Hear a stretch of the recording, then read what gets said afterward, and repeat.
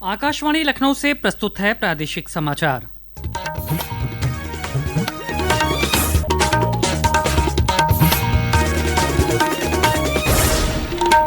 मुख्य समाचार। कल से शुरू हो रहे पवित्र सावन माह में कांवड़ यात्रा को लेकर सुरक्षा और यातायात के पुख्ता इंतजाम, शिवालयों में भी विशेष तैयारी। गुरु पूर्णिमा के पर्व पर आज प्रदेश भर में हुए विविध आयोजन।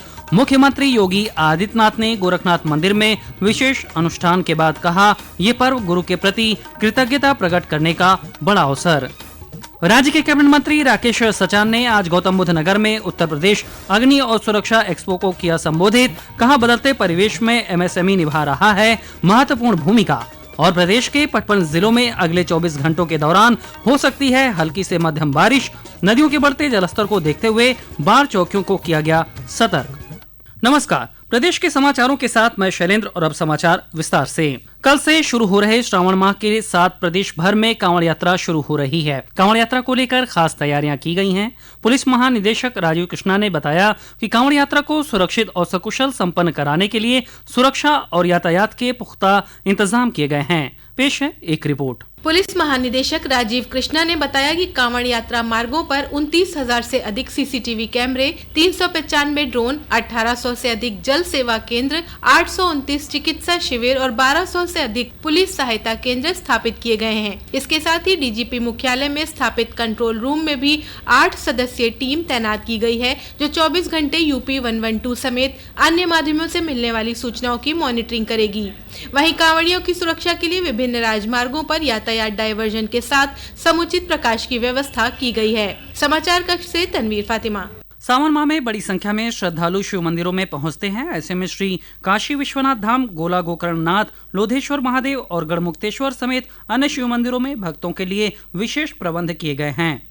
श्री काशी विश्वनाथ मंदिर में सावन माह के प्रत्येक सोमवार को भगवान शिव का विशेष श्रृंगार किया जाएगा। पेश है एक रिपोर्ट। सावन माह के पहले सोमवार को भगवान का चल प्रतिमा श्रृंगार किया जाएगा। वहीं दूसरे सोमवार को गौरी शंकर श्रृंगार होगा। तीसरे सोमवार को भक्त भगवान के अर्धनारीश्वर श्रृंगार के दर्शन कर सकेंगे, तो चौथे सोमवार को भगवान रुद्राक्ष श्रृंगार में भक्तों को आशीर्वाद देंगे। वृद्धजन, निशक्तजन और अत्यधिक भीड़ के कारण भौतिक रूप से दर्शन से वंचित रह जाने वाले श्रद्धालुओं के लिए ऑनलाइन दर्शन की सुविधा उपलब्ध होगी। साथ ही श्री काशी विश्वनाथ मंदिर के आधिकारिक यूट्यूब चैनल पर भी भगवान के दर्शन की ऑनलाइन स्ट्रीमिंग की जाएगी। मनीष सिंह, आकाशवाणी समाचार, वाराणसी।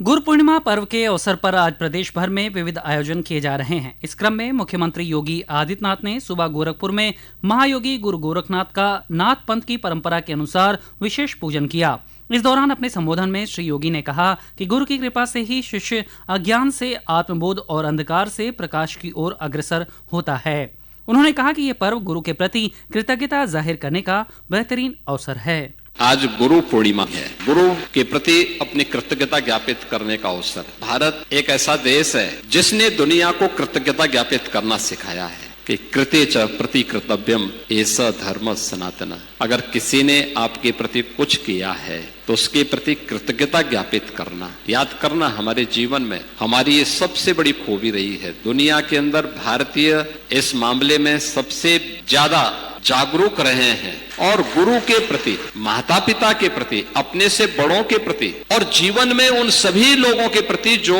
आपके जीवन में किसी न किसी रूप में कोई योगदान दे रहे हैं। वाराणसी में गुरु के प्रति श्रद्धा और भाव दर्शाने के लिए नगर के विभिन्न मठों और आश्रमों में गुरु के पांव पखारने के लिए शिष्यों का तांता लगा हुआ है। जिले के पड़ाव स्थित श्री सर्वेश्वरी समूह संस्थान में भी गुरु पूर्णिमा के अवसर पर विशेष आयोजन किया जा रहा है। अयोध्या में इस मौके पर मंदिरों में विभिन्न धार्मिक अनुष्ठानों और भंडारों का आयोजन किया गया।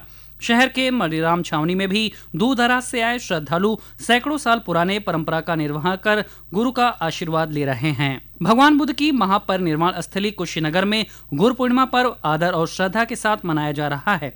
बौद्ध धर्म में गुरु पूर्णिमा यानी आषाढ़ पूर्णिमा का खासा धार्मिक महत्व है।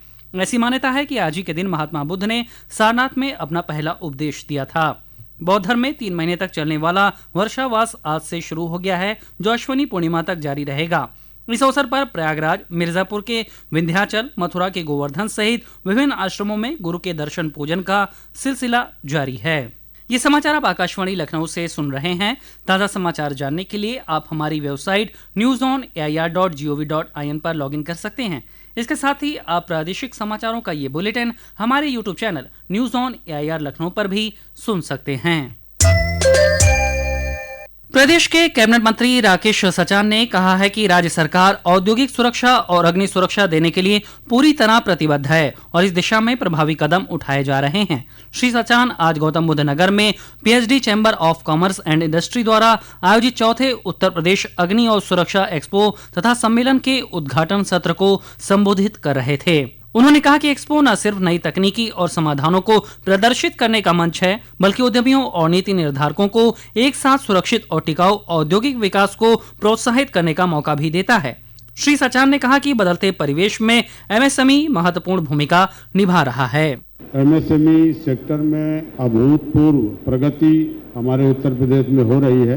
उत्तर प्रदेश दूसरी सबसे बड़ी अर्थव्यवस्था बन करके उभर रहा है। शीघ्र ही $1 ट्रिलियन इकोनॉमी का जो लक्ष्य है उसको पाने के लिए लगातार सरकार का प्रयास चल रहा है। आज 96 लाख से अधिक MSME इकाइयां उत्तर प्रदेश में हैं।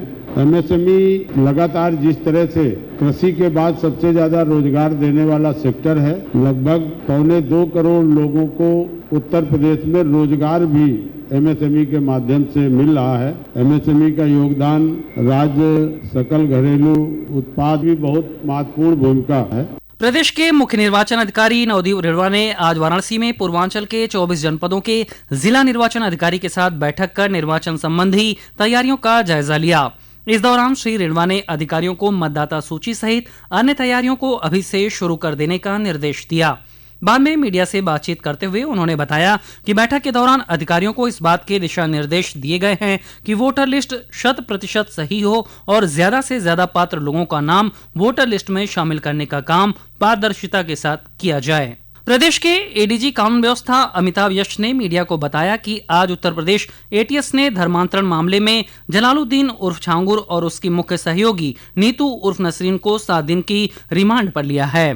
दोनों से उनके गिरोह के नेटवर्क, पैसों के लेन देन और उनकी अवैध संपत्तियों के बारे में पूछताछ की जाएगी। उत्तर प्रदेश राज्य परिवहन निगम में जल्द ही 3200 संविदा महिला परिचालकों की भर्ती की जाएगी। परिवहन मंत्री दयाशंकर सिंह ने बताया कि ये भर्तियां अनुबंध के आधार पर की जा रही हैं। निगम ने रोडवेज में 5000 संविदा महिला परिचालकों की भर्ती करने की घोषणा की थी, जिसके तहत अब तक 1800 महिला कंडक्टरों की भर्ती की जा चुकी है। उन्होंने बताया कि बाकी पदों पर भर्ती के लिए 15 से 25 जुलाई के बीच प्रक्रिया शुरू की जाएगी। मौसम विज्ञान केंद्र लखनऊ के वैज्ञानिक मोहम्मद दानिश ने बताया है कि प्रदेश के बुंदेलखंड सहित 55 जिलों में अगले 24 घंटों के दौरान हल्की से मध्यम वर्षा होने का अनुमान है और कुछ जगहों पर भारी वर्षा भी हो सकती है। उत्तर प्रदेश में मौसम की बात करें तो ट्रफ लाइन उत्तर प्रदेश के साउथ से पास हो रहा है। साथ ही में झारखंड के ऊपर एक साइक्लोनिक सर्कुलेशन बना हुआ है, जिसकी वजह से जो साउथ का रीजन है जैसे कि प्रयागराज डिवीजन, बुंदेलखंड रीजन में भारी वर्षा की संभावना है। ये सिलसिला अगले 2 से 3 दिनों तक चलेगा और ये 3 दिन के बाद फिर से ट्रफ लाइन धीरे धीरे नॉर्थ की तरफ शिफ्ट होगा। उत्तर प्रदेश के अधिक सेंट्रल पार्ट और तराई बेल्ट में भी हल्की से मध्यम वर्षा की संभावना बनेगी। तो कहीं ना कहीं अभी 3 दिन तक मेन जो पोर्शन है साउथ का रीजन है वहाँ पे भारी बारिश की संभावना है, बाकी और जगह छिटपुट वर्षा होगा। इस बीच प्रदेश की कई नदियों का जलस्तर बढ़ने का सिलसिला जारी है। उत्तराखंड में हो रही बरसात और बनबसा बैराज से लगातार पानी छोड़े जाने के कारण पीलीभीत में शारदा नदी का जलस्तर बढ़ गया है। वहां जिला प्रशासन ने सभी बाढ़ चौकियों को सतर्क कर दिया है। और अंत में मुख्य समाचार एक बार फिर। कल से शुरू हो रहे पवित्र सावन माह में कांवड़ यात्रा को लेकर सुरक्षा और यातायात के पुख्ता इंतजाम, शिवालयों में भी विशेष तैयारी।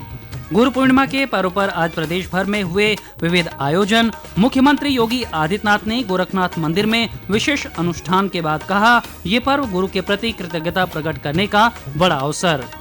राज्य के कैबिनेट मंत्री राकेश सचान ने आज गौतम बुद्ध नगर में उत्तर प्रदेश अग्नि और सुरक्षा एक्सपो को किया संबोधित। कहा, बदलते परिवेश में MSME निभा रहा है महत्वपूर्ण भूमिका। और प्रदेश के 55 जिलों में अगले 24 घंटे के दौरान हो सकती है हल्की से मध्यम बारिश।